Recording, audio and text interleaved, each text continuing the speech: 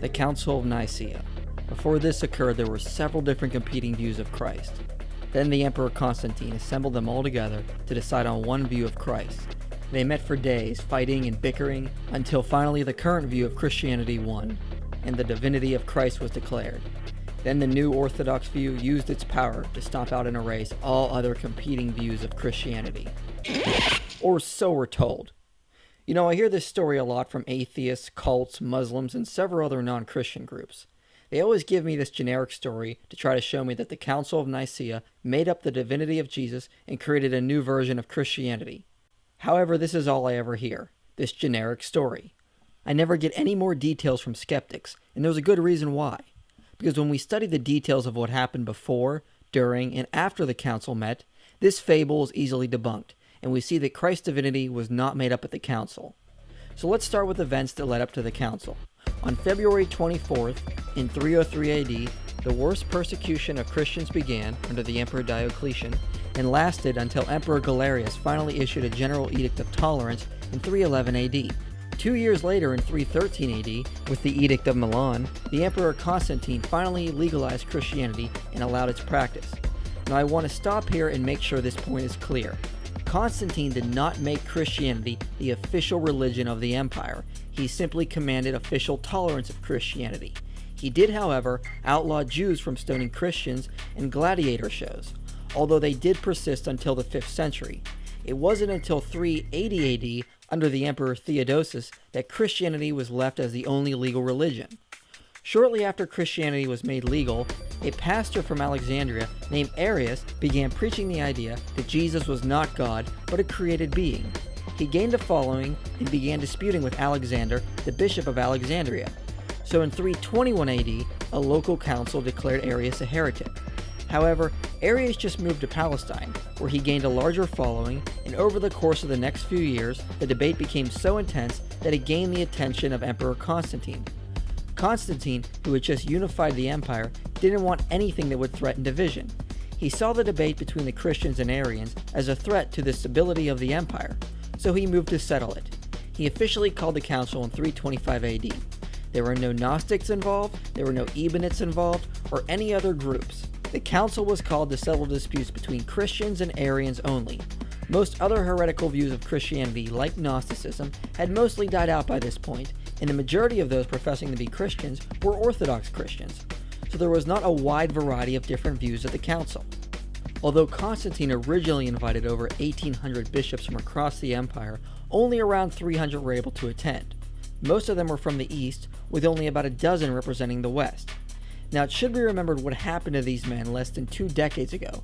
Most of them suffered through one of the greatest Christian persecutions of all time. Many of them faced brutal torture and imprisonment for their faith. So despite the modern view about the participants at the council, they were not the type of men who were fine with compromising their beliefs, especially if a few years earlier they were willing to die for them. These bishops actually assembled in Nicea to confirm what they had already believed and deal with Arius' teachings. Now there were 3 parties at the council. The smallest was Arius and a handful of bishops that agreed with him, that the Father and Jesus were of different substance, or heterousios. The second and much larger group was the Orthodox group, led by Hoseas of Cordova and Alexander of Alexandria. Also in this group was the young deacon Athanasius.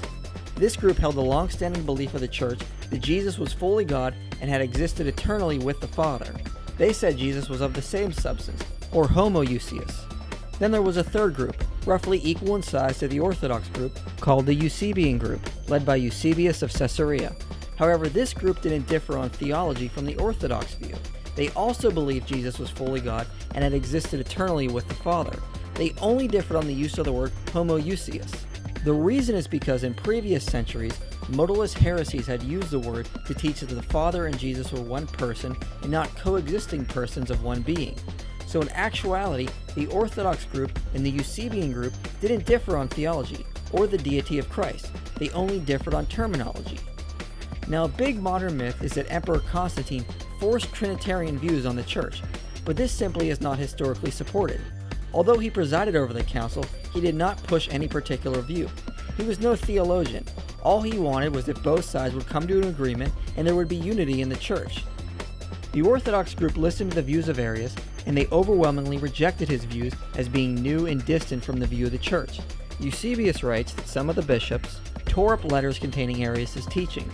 He then writes that church leaders interrogated Arius using Scripture, but found he had a new way of interpreting every piece of Scripture. They then pointed out that his views had to be wrong because it was new and it wasn't taught in any early church history. Athanasius rhetorically asked, "How many fathers can you cite for your phrases?" They then formed the Nicene Creed, which is a clear condemnation of Arius' teachings and a confirmation of the Orthodox view. In the end, all but Arius and 2 bishops signed the creed, clearly showing there was no major divisions in church theology.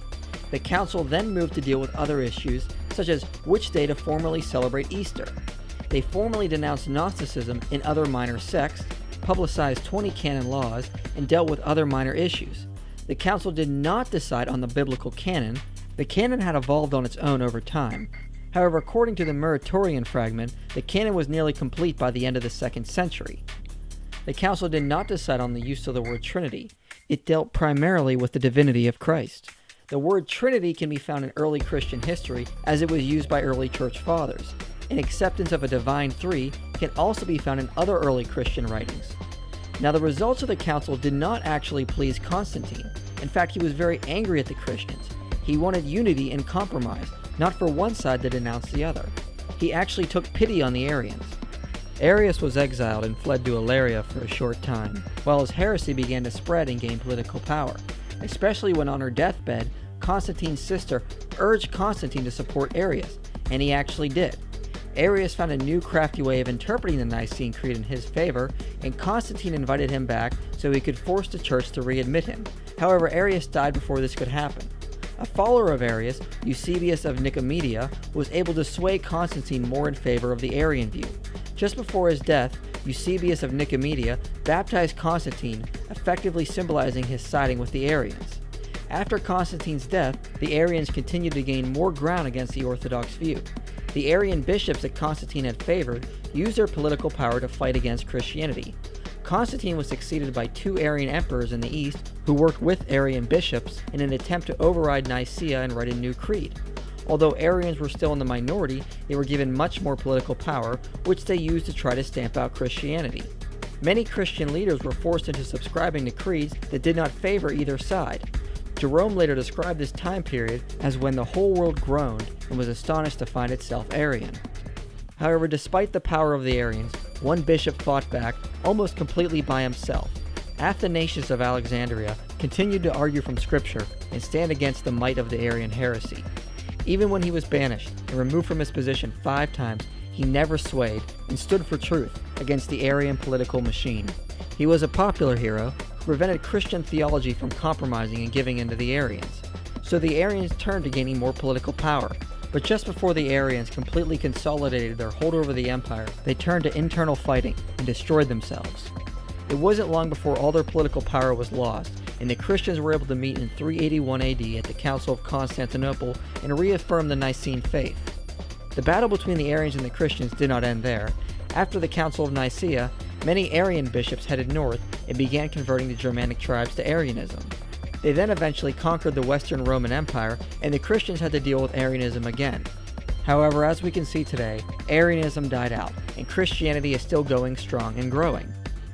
So as you can see, Christian bishops did not inherit absolute political power from the Council of Nicea and used it to stomp out other competing sects.